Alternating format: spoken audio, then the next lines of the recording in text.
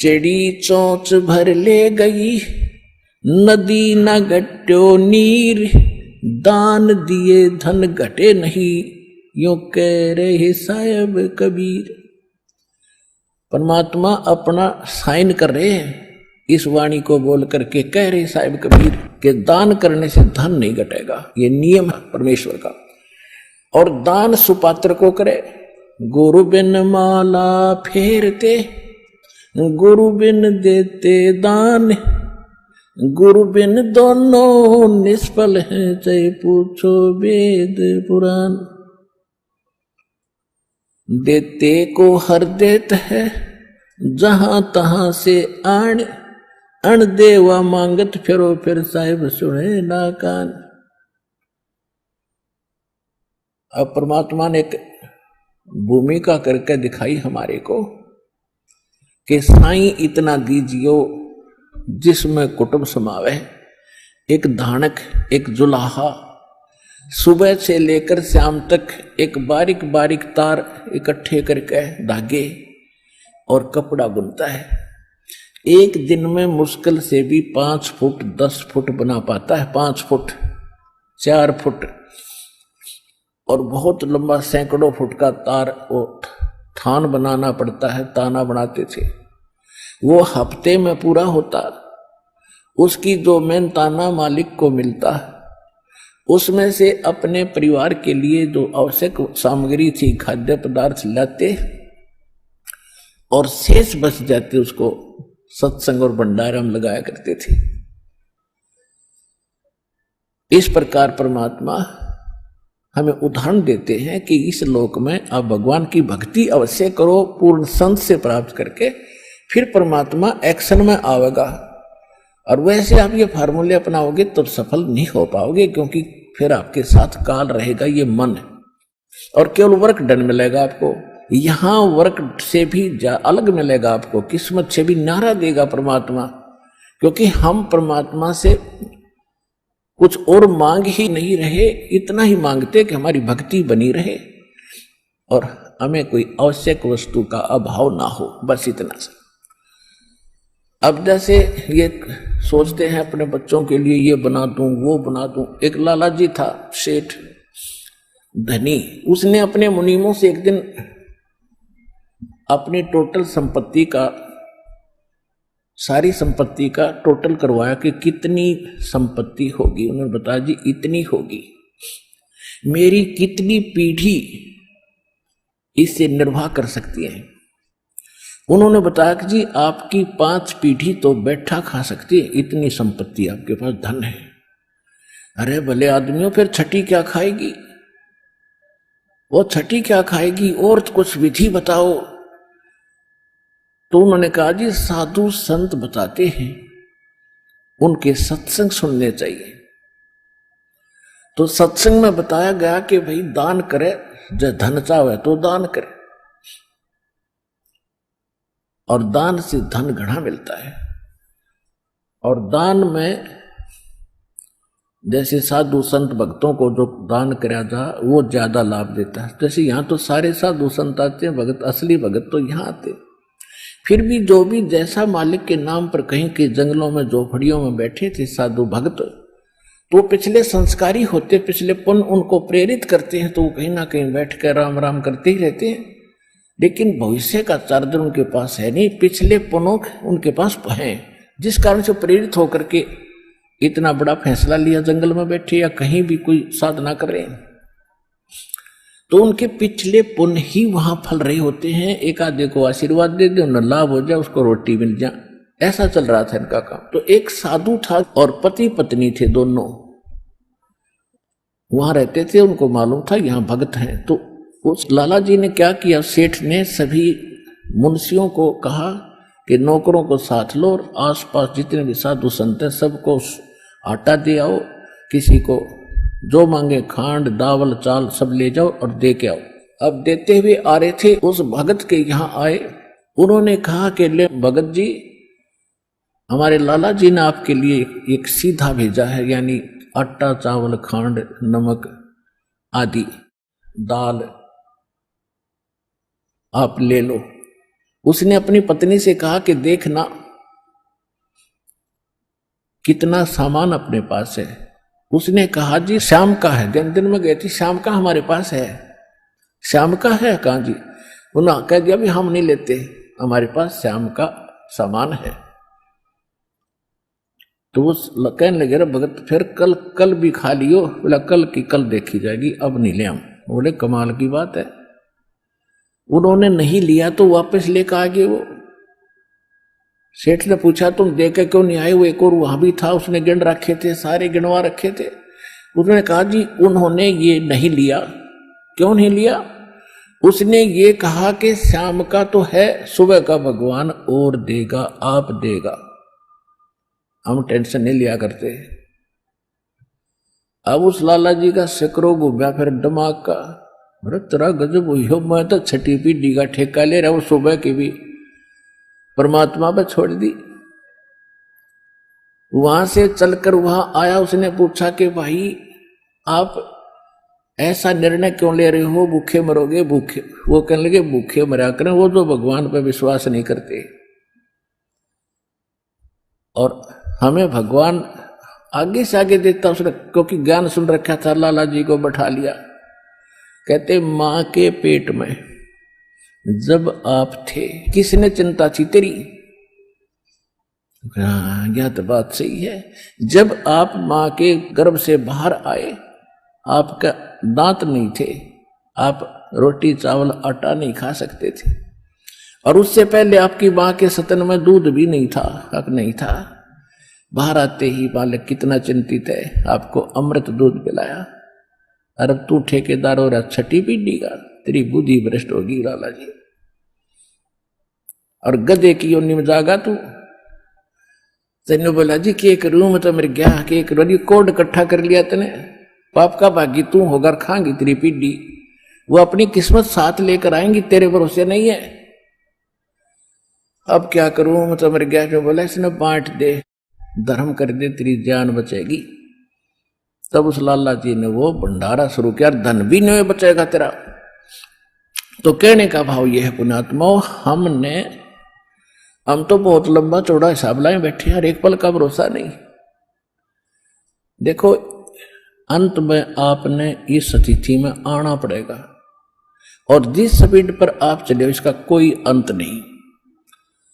आज किसी के पास एक प्लाट है और थोड़ा सा जुगाड़ होते तो सोचे एक और लूं, और फिर और जुगाड़ हो गया तो एक और लूं, वहां थोड़ा सा ठीक मिल रहा है, रेट ज्यादा होने वाले हैं, वहां भी दाव लग गया तो 30 चौथा और दूसरे शहर में ले लूं, इतने मृत्यु हो जाएगी। और फिर कुत्ता बने कहाँ घूमया करेगा, सैर सपट्टे करता। यह बात आपने याद रखनी पड़ेगी, 101% सत्य है। अब जो आपको दास ने परमात्मा की वाणी सुनाई थी कि सुरपति दुखिया भूपति दुखिया, रंक दुखी बपरीति हो। अब सुरपति देवताओं का राजा इंद्र बहुत दुखी, इसका इतिहास पढ़ के देखियो इंद्र का पुराणों में। कहते हैं एक बार एक ऋषि ने इसको श्राप दे दिया इंद्र को, उसका स्वर्ग उजड़ गया और इंद्र मांगता फिर जंगल में धक्के खा रहा। और फिर कभी देखते हो राक्षसों ने चढ़ाई कर दी, देवताओं का राक्षसों का लठबाज रहा है झगड़ा हो रहा है, और मृत्यु के बाद फिर इंद्र गधा बनता गधा।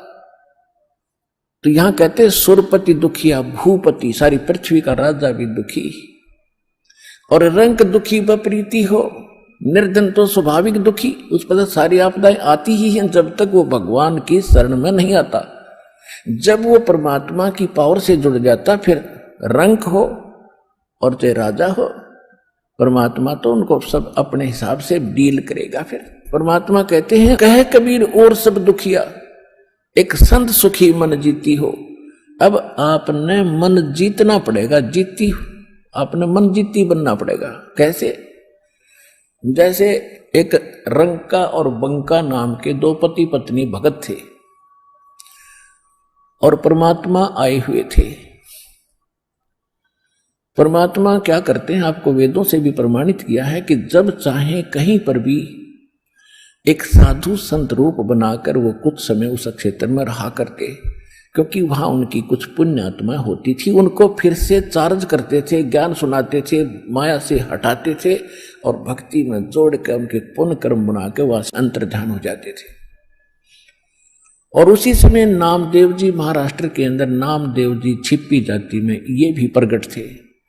ये पहले ओम नाम का जाप करते थे। ये पिछले जन्म के पुण्यकर्मी प्राणी ही होते हैं जिनमें बचपन से ही परमात्मा की तड़प होती है।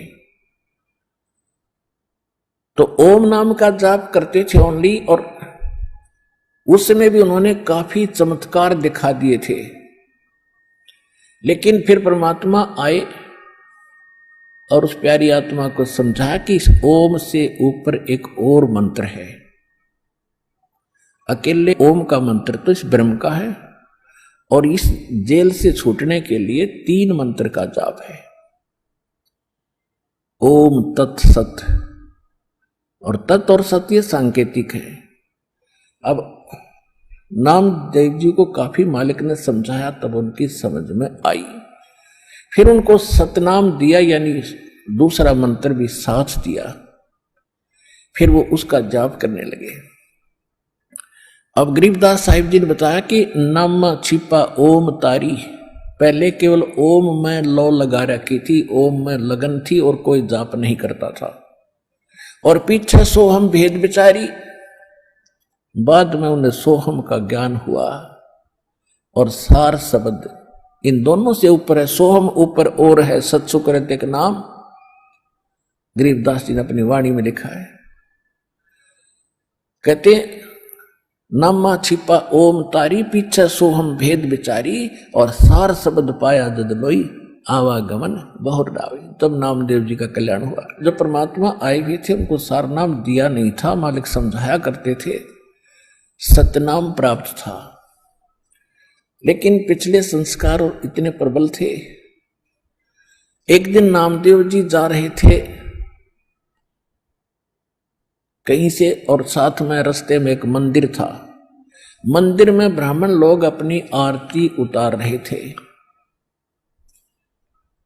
और आरती उतार रहे थे, बड़ी लय से गा रहे थे। नामदेव जी के भी वो परमात्मा की आरती का धुन लगी। वो तो घंटियां बजा रहे थे, कोई ऐसे झालर पीट रहा था, लगा रहा था, और उसने अपनी दोनों जूती निकाल ली।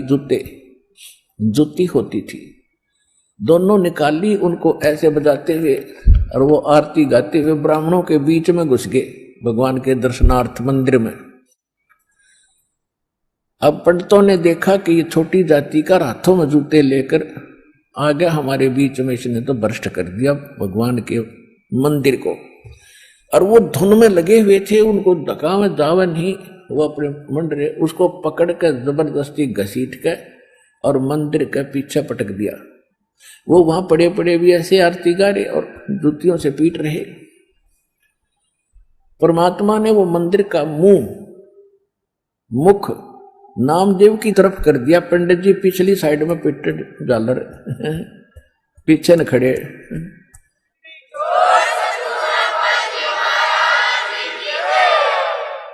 अब नामदेव जी चले गए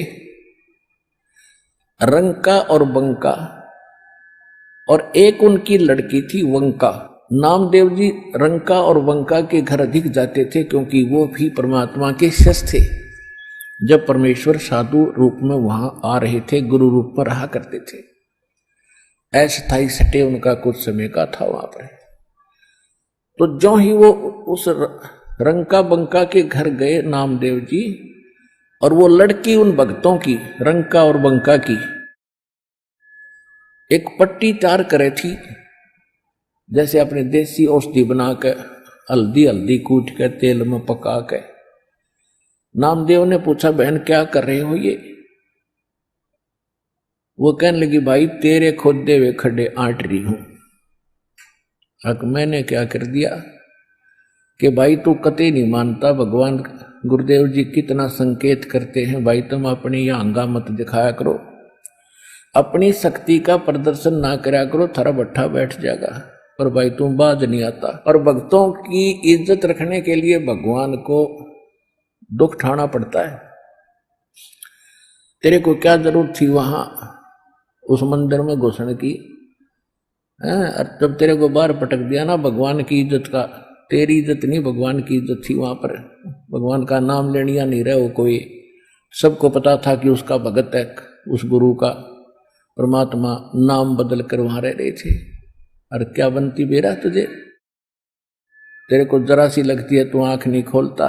और परमात्मा ने तेरा मंदिर फेरा ना, उनके हाथों के चोट लागी, हाथ लाल हो गए, उनके जख्म हो गए भाई। गुरु बता रहे थे मेरे तीन बेटी, वो मानता कोई ना, बहुत बार समझा लिया। आज उसने ऐसे ऐसे कर दिया और मैं वहां गया था, उसका मंदिर फेर के आया हूं भक्ति की इज्जत रखने के लिए। और गुरु जी का हथम जख्म हो रहे हैं, चाल दिखाऊंगी। अब वो लेकर गए, पट्टी बांधी, नाम देव पढ़कर तरुणा में रोने लग गया, महाराज मेरे से गलती होगी। बेटा भक्ति भाव में गुरु जी के आदेशानुसार चलना चाहिए आपने जी, आगे से ऐसी कोई गलती नहीं करूंगा, मेरे से माफ करो। अब उसको आगे भी पढ़ाई पढ़ानी थी, ये यहां इसको रोकना जरूरी था, अगले भक्ति देनी थी, सारनाम देना था। इन बकवादों में सारनाम थोड़ा ही फलेगा। चुप हो गया, अगली नहीं गलती करूंगा आगे।